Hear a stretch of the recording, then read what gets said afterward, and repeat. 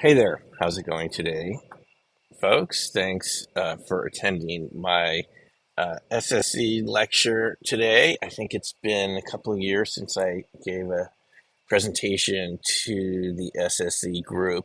And today, what I want to do is focus on some possible ideas of what makes remote viewing work. How is it possible?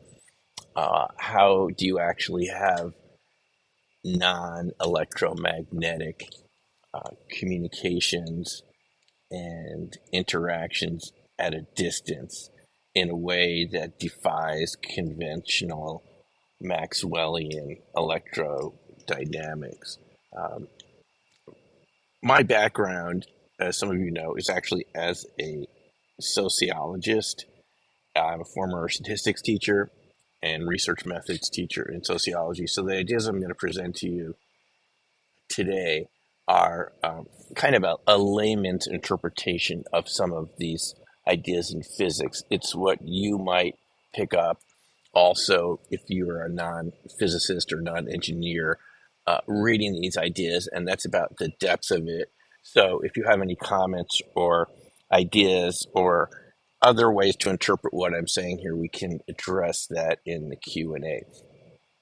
So we're going to talk about the Aharonov-Bohm effect, phase singularities in the cerebral cortex, and how this may enable remote viewing to actually work. Now, RV is something I got involved with at Courtney Brown's Farsight Institute back in 1996. I had just heard him talking on my local community radio station, and I've got his book, just sort of was curious about it and went and took the course. And I found that, like many of you, that there were some real results there, even with a couple days of training, even before the full 8-day class had finished. There were definitely correlations there, which to me, as a former statistics teacher, showed me that there is definitely a subterranean sort of signal transfer going on that it was not apparent how it worked, how it happened, and you're all familiar with the history of the RV program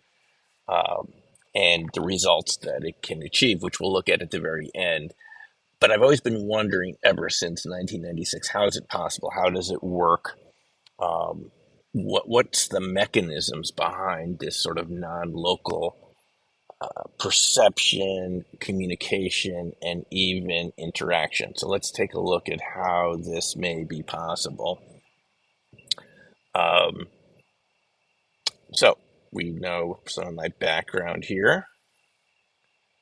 So we're going to talk about geometry and shapes, and geometry is sort of the basis for the Aharonov-Bohm effect.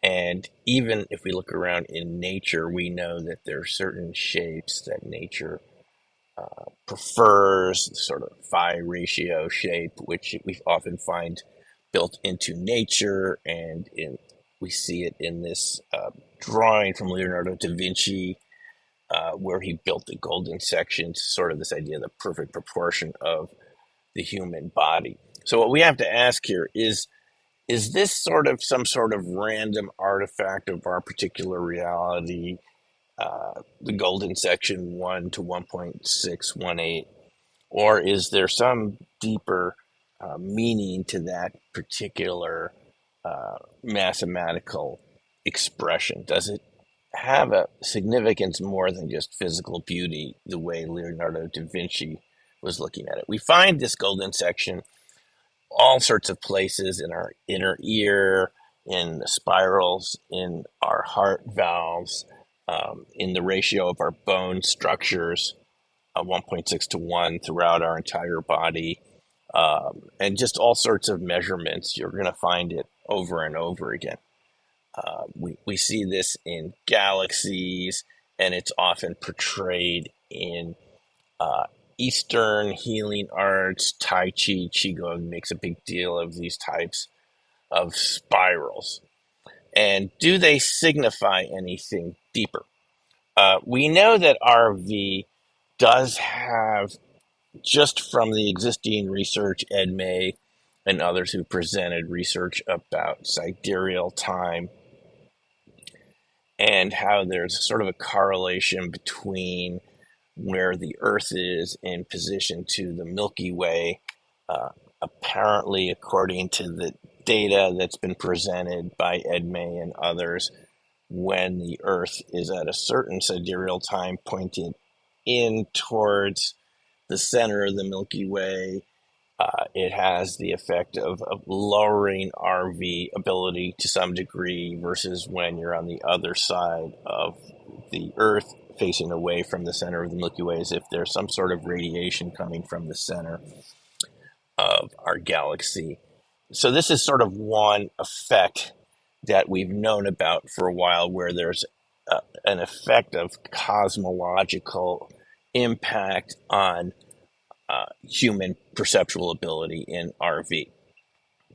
And here's the graph about sidereal time. So RV seems to be better apparently at 1300 sidereal time and a lower ability at around 1800 sidereal time. This is not something I've experimented with personally. I'm just going based on previous SSE and ERVA lectures. But there's also other components of cosmology that relate to biological, chemical, and nuclear effects. And this largely comes out of the work of Alexander Parkhomov, a Russian nuclear physicist who worked in a lot of classified Soviet programs, aeronautics, and after the fall of the Soviet Union, built using spare Soviet equipment an ultra low energy neutrino detector. And he was able to find lots of correlations between neutrino flows. These are relic neutrinos from the cosmological background radiation. These are not the solar neutrinos that we've heard about that are fast and very small and seldom interact with us. These are the opposite. These are micron to millimeter sized neutral particles that interact with cells and molecules and so forth. And he found these correlations where the relic neutrinos actually have an impact over the course of a year, the repeatable patterns in nuclear atomic decay, fruit flies, growth, chemical reactions, where you normally would not expect a sort of a cosmological effect. So it's sort of similar to sidereal time, again, finding a sort of a cosmological factor. And there's been a lot of speculation that these relic neutrinos, which don't interact with us energetically, but they kind of interact with us gravitationally, that this is one component of dark matter. A very small part of dark matter, maybe 1 to 2%, but the measurements of these relic neutrinos line up with what we know about dark matter. And um, several people, including Boyd Bushman, a former scientist at Lockheed, have argued that this relic neutrino dark matter interaction is much more important than has been thought of so far.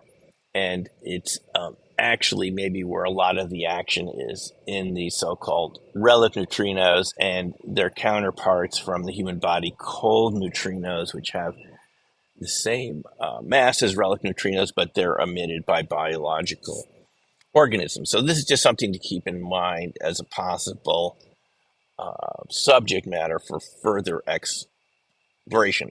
And why would we want to look at this? It's because relic neutrinos seem to have a bosonic effect on matter. They seem to act like a catalytic effect. They have a catalytic effect on energetic reactions. Even though they don't contribute energy directly, they seem to catalytically cause events to speed up and occur more rapidly than in their absence. They're also a source of coherent matter through something called inverse beta decay, where these relic neutrinos, the cold neutrinos, when they're emitted in the inverse beta decay process, have the same temperature, same frequency, and we'll see why that's important in a moment.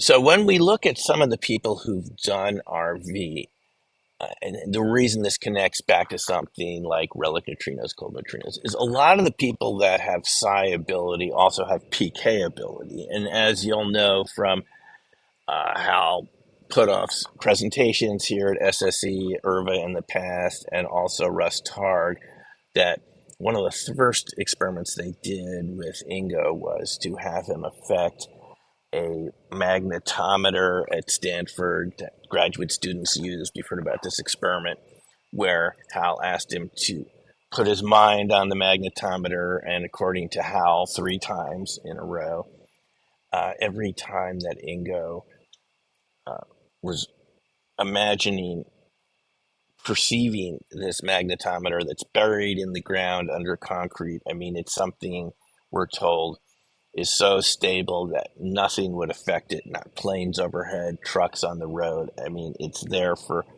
super stable scientific experiments, but every time Ingo was able to put his mind on it, we saw, according to the graphs that Hal showed us, there was this fluctuation that should not have happened in this magnetometer buried a couple feet under the ground in concrete.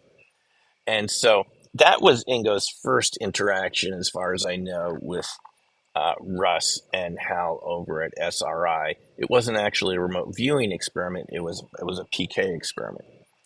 And this is true of other people that we know have been very good at doing RV. If you've seen the documentary Lance Mungia's Third Eye Spies, before even Ingo was tested at SRI, we had Uri Geller. And Uri, if you watch the movie, you'll see he's doing great RV exercises. Back then, this is before coordinates, before CRV. This is looking at things in boxes. You can see him do 9 or 10 out of 10 correct in a row. But Uri is also capable of performing PK experiments, PK effects. So it's another example of how RV and PK go together. Again, suggesting a kind of physical aspect to RV, not something that's purely conceptual, but has some sort of physical correlates, because people that can do RV also are able to bend things, affect things with their mind in a physical way. One more person, Nina Kalugina, the Soviet psychic PK practitioner, and there are some good YouTube videos of her performing her PK experiments, showing this in front of large groups of Soviet scientists, moving things around in glass boxes and so forth. And she's another person that seemed to be able to be really good on a kind of a spectrum of psychic activities, not just one component of it. RV, I think the way some of us here in the U.S. have learned it, it's sort of one skill. I mean, there have been spoon bending parties and stuff at the IRVA conferences, but it's sort of presented as something that is sort of distinct. But if you look at the larger evidence, it doesn't seem distinct from PK. Now, interestingly enough, more physical aspects of this is Nina would say that she would be affected by thunderstorms. If there were thunderstorms present, her PK ability wasn't as good. It would go down. She'd be physically exhausted from doing these PK exercises. Her respiration rate would go up and so forth. So there's physical correlates with this PKs. If some sort of energy is actually being exchanged, it's not just purely a mental effort. Of course, we've had pair labs, Brenda Dunn and Bob John, who also in the presentations they gave us over the years, we heard about the RV experiments and micro PK. And you've all seen this graph before. If you haven't, it showed the cumulative effects of the Paralab results over 120,000 trials over 20 years for a total of 375,000 trials total. And the net effect was like affecting 2 to 3 events per 10,000 in the random number generator In other words, where you'd expect a random event, a 1 or a 0, 2 to 3 out of those events would no longer be random if you had a person attempting to affect the micro PK generator process. So the odds against chance are huge, 375 trillion to 1, that this is purely a random effect, uh, that there's no effect going on here. So this is more evidence that there's an association between PK and RV. And I've actually seen demonstrations of this myself, because when I went to Japan to teach RV for a publishing company, starting around 2005, um, I was taken to this place called the Magic Parlor north of Nagasaki, where the practitioner did a series of RV and PK demonstrations, which were quite startling. Uh, Bending, twisting glass into like a liquid-like form, as you can see some examples here of this Pepsi bottle and so forth, which he demonstrated right in front of us, uh, seeing the kind of glass liquefy in his hands, and bending spoons. And I saw him twice. One time, the person introduced me to him, a surgeon, a Japanese surgeon who was taking my RV class, uh, introduced me, and this practitioner ran his hand over my arm at a distance, and it felt like pins and needles in the bone. I mean, way deep in there. So it was like some sort of energy is definitely being radiated from this particular practitioner. He was able to move the hands on my watch without touching the crown. And if we look at some of uh, the ideas that came out of the SRI program, Hal Puthoff in particular, when he stopped being one of the co-directors of the RV program um, at SRI, went on to, and these are some pictures of Pat Bryce, and there's Kit Green along with Russ and Hal. He proceeded to uh, apply for patents in this so-called Aharonov-Bohm effect. And what the Aharonov-Bohm effect is, it's a type of communication or interaction between a particle and a completely enclosed solenoid, uh, a magnetic field that is completely reduced to zero from shielding. And yet the particle, if it moves around this solenoid in a slow adiabatic process, it will adapt, it will adopt some of the phase of that particular magnetic field, even in a complete absence of any uh, vector energy. And here are two patents that Hal applied for communication, specifically with aspects to communications with submarines, in the complete absence of EM fields.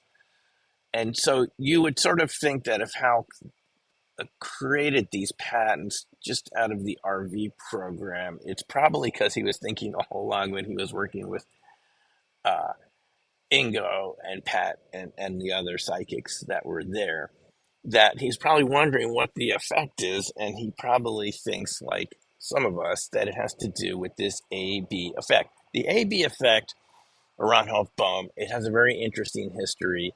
It's discovered before the 1950s by Side and Ehrenberg.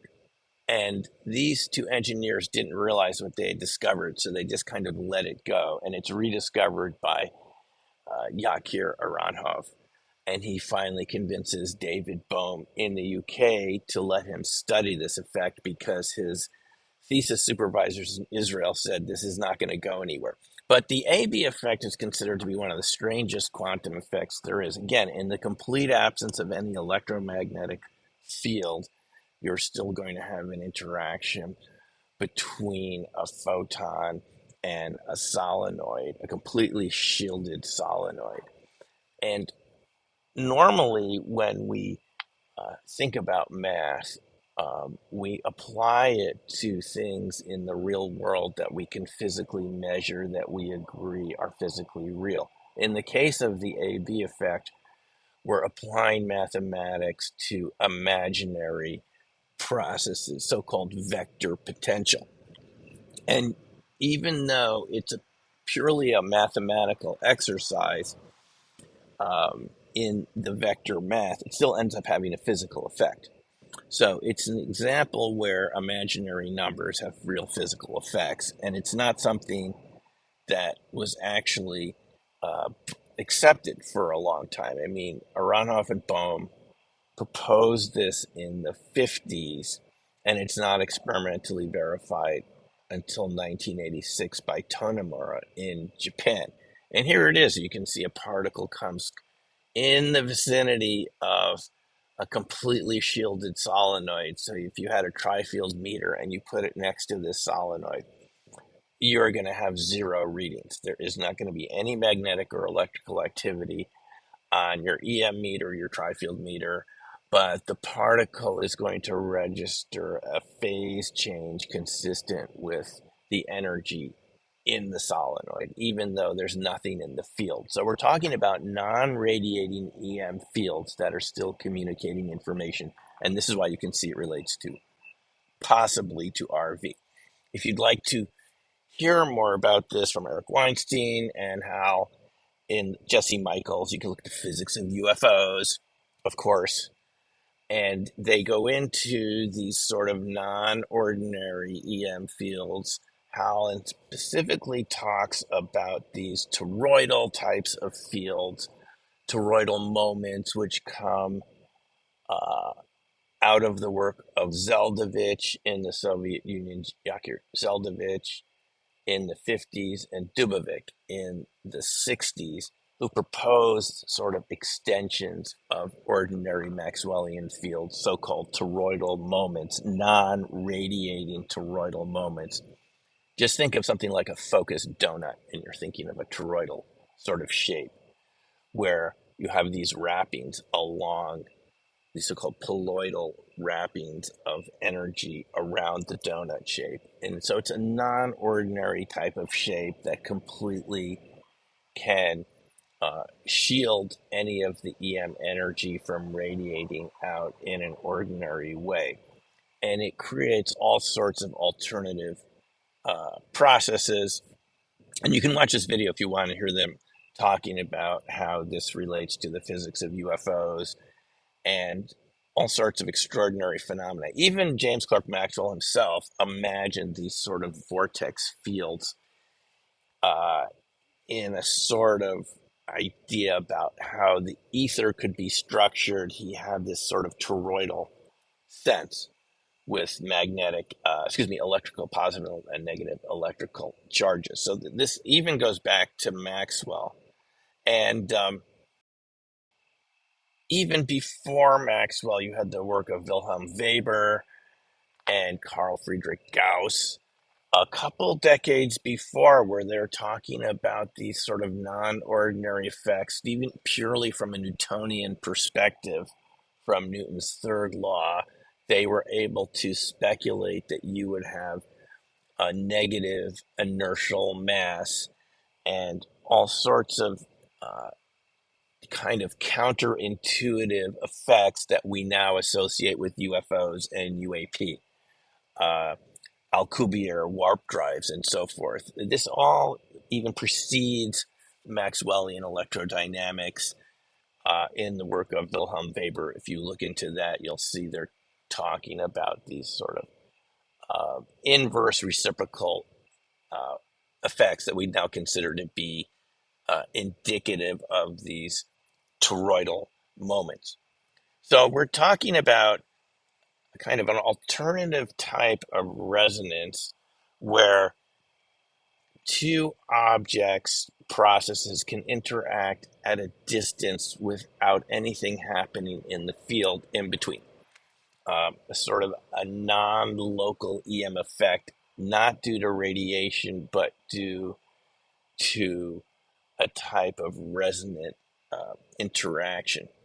And this actually was recognized recently in this patent from Lockheed Martin, Systems and Methods for Generating Coherent Matter Wave Beams, where they argue that they can create the same effects seen in a Bose-Einstein condensate, but at room temperature and with any particles they choose.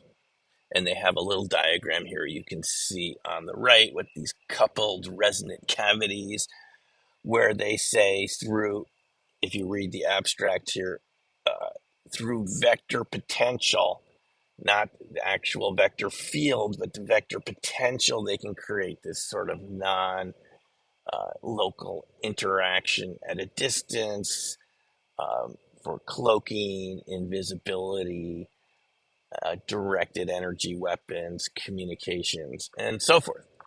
So this idea of something just like vector potential, the complete absence of any measurable field, has now been, accepted as something that's real for creating non-local communication. So this may be one way that RV could actually work. Even John Archibald Wheeler at Princeton, the thesis supervisor of many great physicists, including Hugh Everett III, who I've talked about in my previous SSE lectures in his idea of the so-called many worlds idea.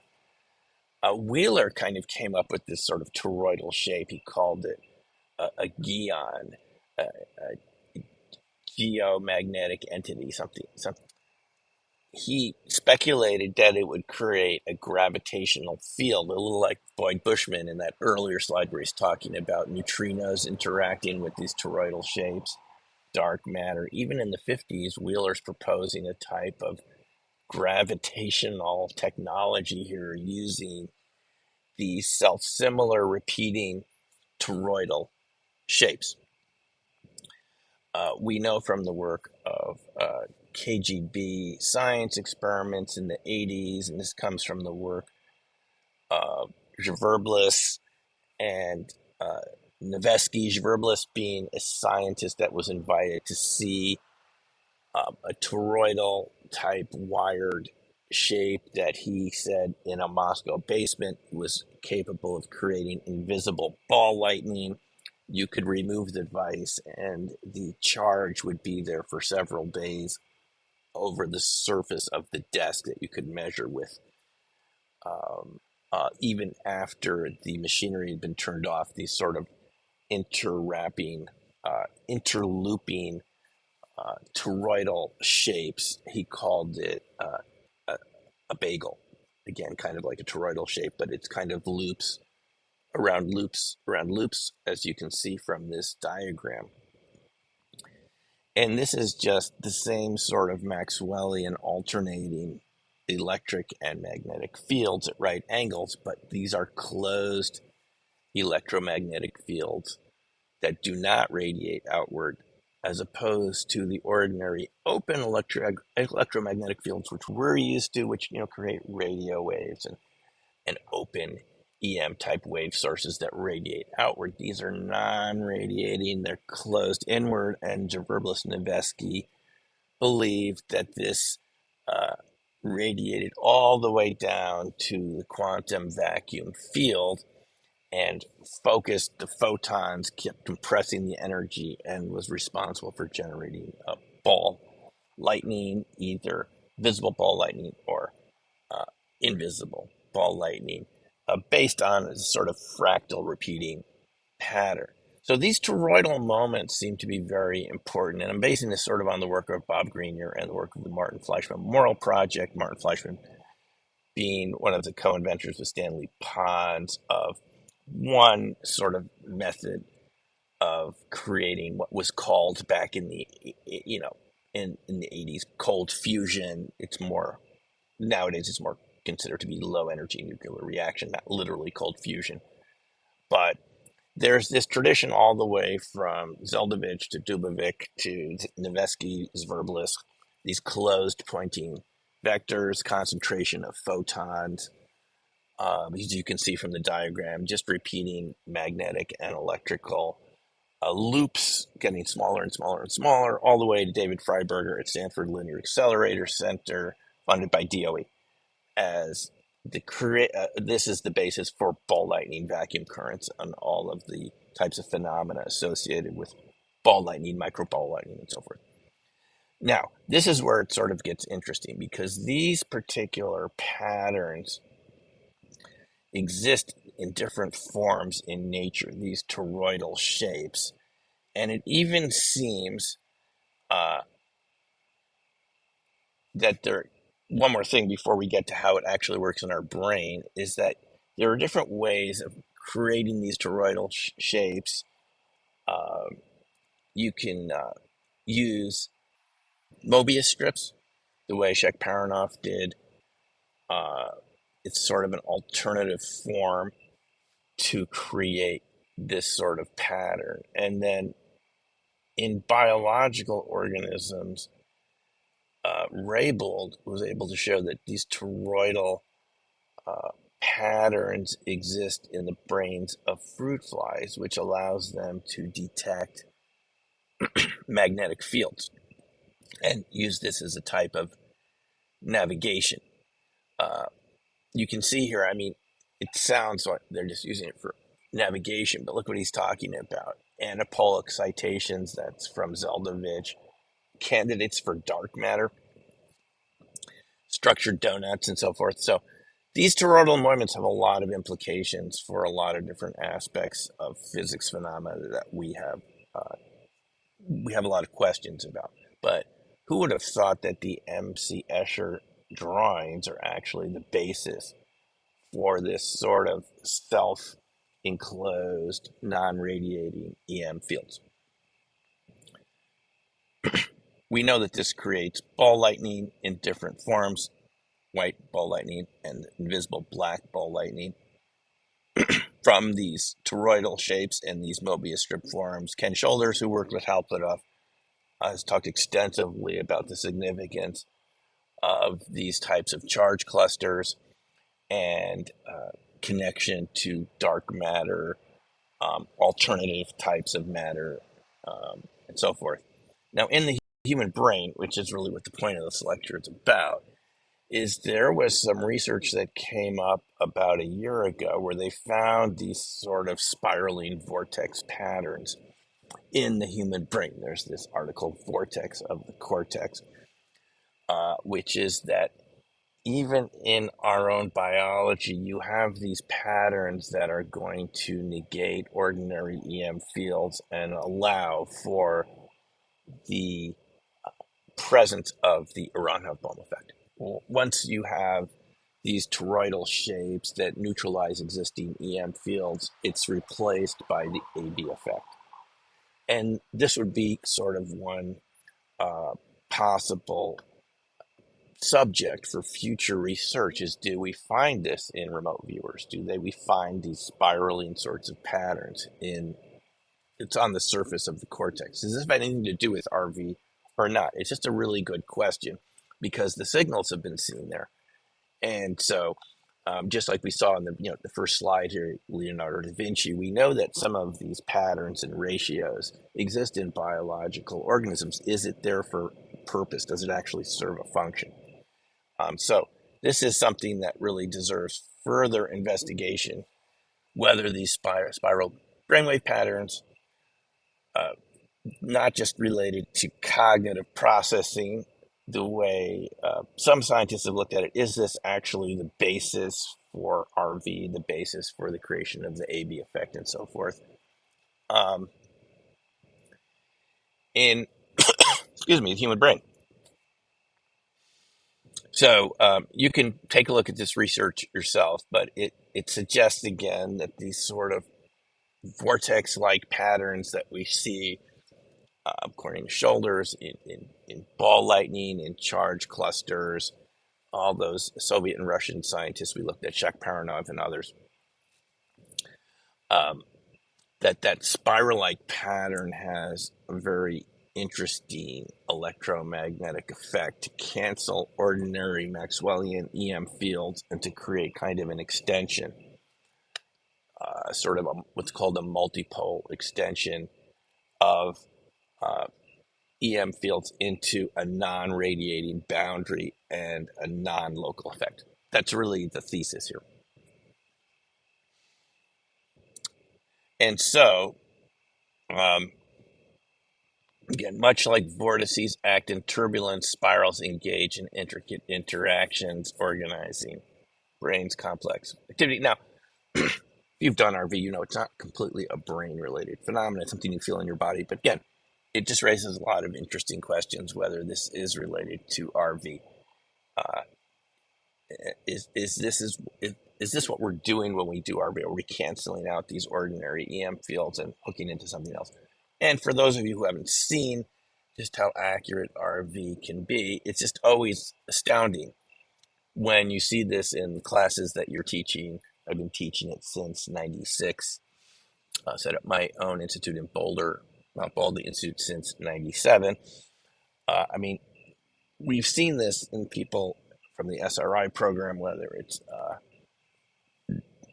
Pat Price or Joe McMonagle, just incredibly accurate reproductions of a distant location or target. And you always can wonder, how is the viewer locking into that signal? Well, maybe this is one way that they're doing it.